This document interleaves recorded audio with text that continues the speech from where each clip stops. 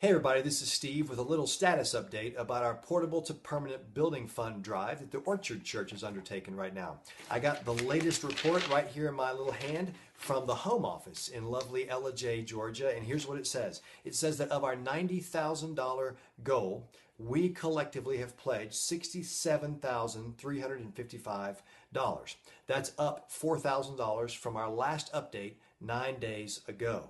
That tells me we're moving in good directions. Now we're inching slowly in that direction, but we're moving in good directions. Other good news is that of our pledges, we've actually received $34,127.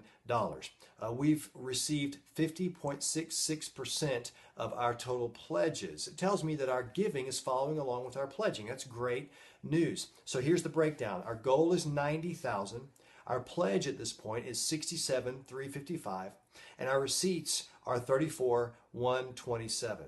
So the difference between what we have and what we need is $55,873.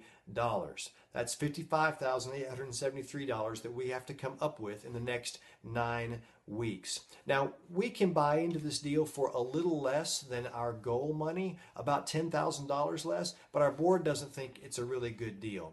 You see, because what we would be doing is buying the facility and it just being our little secret. We wouldn't have any marketing money to actually let our community know that we've made the move from portable to permanent and that we have a new home. It would just be a little secret between us and we wouldn't be able to tell anybody else. But we will go ahead and move on this deal as soon as we have enough money pledged to be able to do the deal, regardless of the marketing, because we think it's just that important. And we have discovered that the end of the year, December 31st, is really a make or break time for this deal on both sides of the deal. For both the seller and for us, the buyer, it's kind of a make or break time. The seller has let us know that December 31st is sort of his drop dead time. He's got to have a deal done and keys in our hands by that time, or else this deal is probably not going to be available to us after all. So we could lose out on it just from waiting a little too long. It's also kind of a make or break deal for us as the Orchard Church because we don't have a contract for 2014 and beyond to meet in the school system as we have been doing the last several years. Now, I've met briefly with Jason Coons. He's the new superintendent of the Gilmer County Schools, and he's a great guy. We love him. He's been to our church several times. I think he loves us too. And so we really think the world of him, but it's not up to him whether we get a contract or not. It's up to the school board.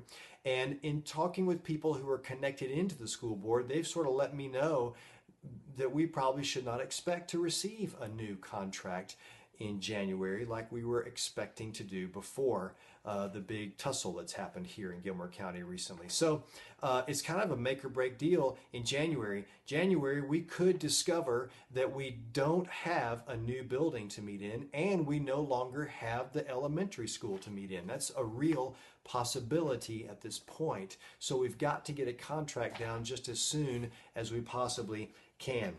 And we've got 9 weeks to raise the money to be able to do that. Our board of elders is ready to go, man. They're ready. We've already met with the realtor, with the lawyer, and we've even met with the seller, and we're ready to sit down at the table. We've got a contract proposal already drawn up. All we got to do is sign it and sit down at the table. We've got earnest money in hand. We're ready to meet and to talk and to get this deal done.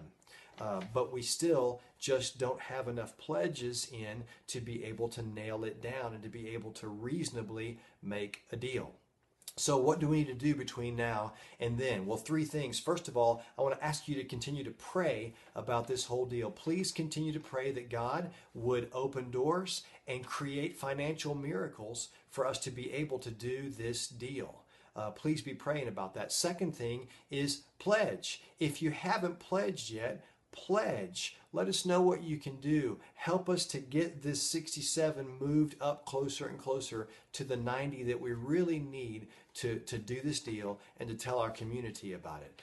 So please pray and please pledge if you haven't pledged already. And the third thing is this, give. Whether you've pledged or not, give.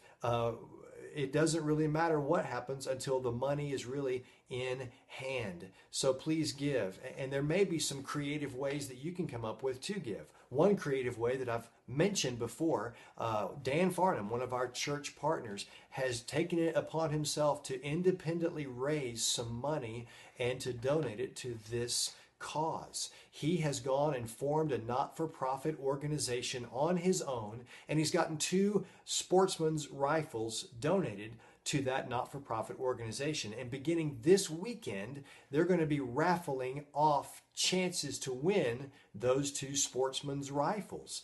And that's kind of a big deal. This could potentially raise thousands of dollars. I hope you'll buy a lot of tickets, but I also hope that you'll be praying and thinking about creative ways that maybe you can come up with to help us get closer and closer to our goal so that we can make the move from portable to permanent.